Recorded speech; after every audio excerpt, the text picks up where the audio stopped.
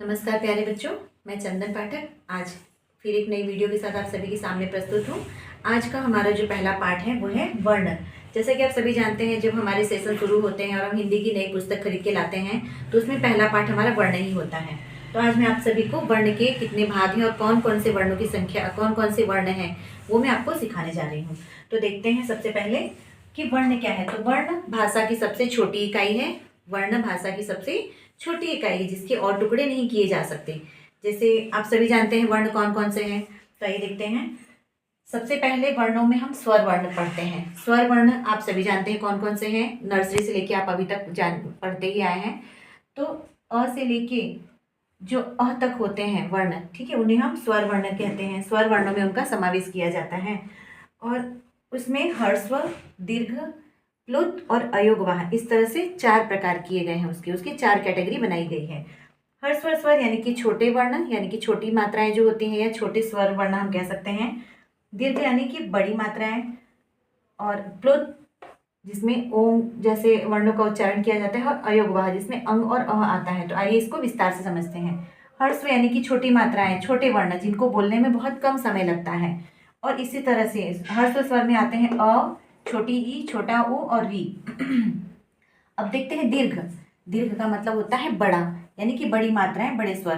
तो जिन वर्णों को बोलने में ह्रस्व स्वर से अधिक समय दीर्घ स्वर में लगता है बोलने में, जैसे ये ह्रस्व है अ, दीर्घ है आ, यानी कि ह्रस्व से दीर्घ में दुगना समय लगता है। ऐसे वर्णों को हम दीर्घ वर्ण कहते हैं या दीर्घ स्वर कहते हैं।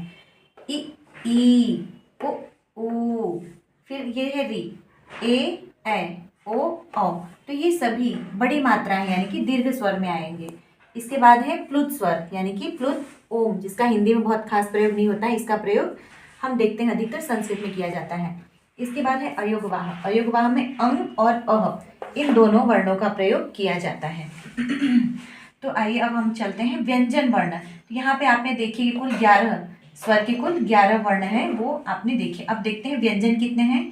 तो व्यंजन है 33। कौन कौन से हैं, और व्यंजन के भी कुछ हिस्से, कुछ पार्ट बनाए गए हैं। तो आइए इनके बारे में भी हम देखते हैं। यहाँ पे आप देखिए, सिंपली हम क से श्र तक, ठीक है, या क से ज्ञ तक आप सभी पढ़े हैं, आप सभी जानते हैं। अब इनके भी कुछ कुछ भाग किए गए हैं, कुछ कुछ इनको भी कैटेगराइज किया गया है। जैसे ये क से लेकर के ङ, इसका उच्चारण क, ख, ग, घ, ङ, बहुत लोग अंग बोलते हैं बच्चों को सिखाने के लिए कि बच्चा आसानी से बोल ले, लेकिन अंग नहीं होता है, ङ होता है। इसका उच्चारण हम ङ करते हैं। तो क, ख, ग, घ अंग, च, छ, ज, झ, इय, ट, ठ, ड, ढ अण, त, थ, द, ध न, प, फ, ब, भ, म, य, र, ल, व, श, श, स, ह, क्ष, त्र, ज्ञ, श्र। अब आप लोग के दिमाग में ये भी आ रहा होगा कि मैम यहाँ से लेके यहाँ तक पूरा क्यों नहीं लिख दिए एक साथ। मैम ने कहीं पे 5 लिखा है तो कहीं पे 4 क्यों लिखा है। इसलिए कि इन सबके, जैसे आपका अपना नाम है, आपका अपना एड्रेस है, वैसे इन सबका भी अपना नाम है और अपना एड्रेस है। तो सभी अपने ही लेन में रहते हैं, सभी अपने ही लाइन में रहते हैं। जैसे क वर्ग, क वर्ग में कुल 5 वर्ण आते हैं, क, ख, ग, घ, अंग। और इनका उच्चारण भी जब हम करते हैं तो जब क से लेके जो म वर्ण है, ठीक है, इनको हम स्पर्श व्यंजन कहते हैं। क से लेके म तक के वर्णों को हम स्पर्श व्यंजन कहते हैं, क्योंकि जब क से म तक के वर्ण हम बोलते हैं तो हमारे मुख के विभिन्न भागों को वो छू के निकलता है। तो इनका उच्चारण मैं करके बताती हूँ। क, ख, ग, घ, ङ, च, छ, ज, झ, इय, यानी क से लेके ङ तक के पार्ट जो है वो हमारे ऊपर मुख के अंदर के तालू को टच करते हैं, अंदर वाले हिस्से को। फिर आते हैं च वर्ग, च, छ, ज, झ, इय। आप देखते हैं हमारे दांतों को हमारी जीभ टच कर रही है, च वर्ग। इसके बाद है ट, ठ, ड, ढ, अण। आप देख रहे हैं हमारी जो जीभ है वो मुड़ जा रही है। इसका जब हम उच्चारण कर रहे हैं तो हमारी जीभ मुड़ जा रही है बोलते समय। त, थ, द, ध, न। अब देखिए त, थ, द, ध, न, कैसे मेरी जीभ दांत को टच करके हल्का सा बाहर आके फिर इसका उच्चारण किया जा रहा है। यह है त वर्ग। फिर है प, फ, ब, भ, म। आप देख रहे दोनों लिप्स, दोनों ओठ जो है वो मेरे टच हो रहे हैं। आप यहाँ पे फ नहीं बोलेंगे, फ बोलेंगे, फ, प, फ, ब, भ, म। ठीक है, तो ये हमारे मुख के विभिन्न स्थानों को छू करके निकल रहे हैं।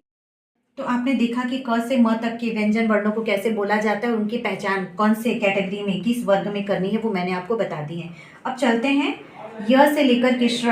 आपने ये भी देखा कि क से म तक के जो 25 वर्ण हैं, ठीक है, वो 5-5 की लाइन में हैं। और यहाँ य र ल व ये 4 हैं, तो इनके बारे में भी जानते हैं। य र ल व ये अंतःस्थ हैं, यानी कि हमारे जब हम बोलते हैं तो इसका उच्चारण अंदर, यानी कि सीधे बाहर इसके वर्ण आ रहे हैं बोलते समय, अंतःस्थ अंदर की चीज़ों को टच करते हुए। य र ल व, ठीक है, इनको अंतःस्थ व्यंजन कहते हैं। अब है श श स ह, ये श, ये जब हम श बोलते हैं तो हमारे मुंह से सीटी की तरह से आवाज आती है। यह है षटकोण स, सपेरा सा, और ये है हल, जैसे कि छोटे बच्चे इस तरह से समझते हैं। इनको हम उष्म व्यंजन कहते हैं। उष्म का मतलब होता है गर्म। आप इन व्यंजन को जब बोलते हैं, 3 वर्णों को, आप अपने मुंह के सामने से हाथ रखिए। श श स ह, तो जब आप इन वर्णों को बोलेंगे तो आपके मुंह से गर्म हवा के साथ ही वर्ण बाहर आते हैं, इसलिए हम इन्हें उष्म व्यंजन कहते हैं। इसके बाद है क्ष, त्र, ज्ञ और श्र, इनको संयुक्त व्यंजन कहते हैं। संयुक्त व्यंजन इसलिए कहते हैं क्योंकि ये जो क्ष है, त्र है, ज्ञ है और श्र है, ये 2 वर्णों को लेकर के, दो वर्ण जब संयुक्त होके मिले हैं, एक होकर के जब मिले हैं, तभी नया वर्ण तैयार हुआ है, ठीक है।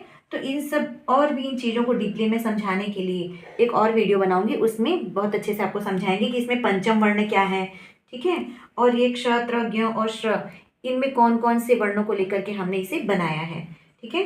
तो आज के क्लास में और एक चीज़ नई है, उत्क्षिप्त व्यंजन, ठीक है। जैसे ये ड है और ढ है, सिंपली आप इसको ड और ढ जान रहे हैं, लेकिन आप एक चीज़ और देखिए कि यहाँ पे ड जो लिखा है उसके नीचे बिंदी है और ढ है उसके नीचे भी बिंदी है। तो ये ऐसे वर्ण हैं ड और ढ, जिन्हें हम शब्द के बीच में लगाते हैं या अंत में लगाते हैं, पहले नहीं इनका प्रयोग किया जाता है। जैसे आप देखिए यहाँ पे मुझे लिखना है पढ़ और पढ़, ठीक है, यह है प ढ, और यह है पढ़, क्योंकि जब ढ के नीचे बिंदी लग जाती है, ठीक है, तो इसका उच्चारण हम ड़ में करते हैं, ठीक है। और इसी तरह से पेड़, अब आप बताइए, ये पेड़ होगा, पेड़ कोई शब्द नहीं है, होता है पेड़, ठीक है, तो पेड़, इस तरह से ये उत्क्षिप्त व्यंजन है। बच्चों देखा आपने कि मैंने उत्क्षिप्त व्यंजन के यहाँ पे 2 उदाहरण आपको बताए हैं।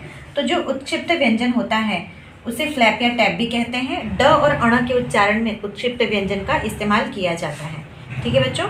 तो आगे की वीडियो में मैं और भी नई नई चीज़ें आप सभी लोगों के लेकर के आऊँगी और इन सभी चीज़ों को और भी अच्छे से क्रमवार और व्यवस्थित तरीके से आपको फिर समझाऊँगी। तब तक के लिए धन्यवाद।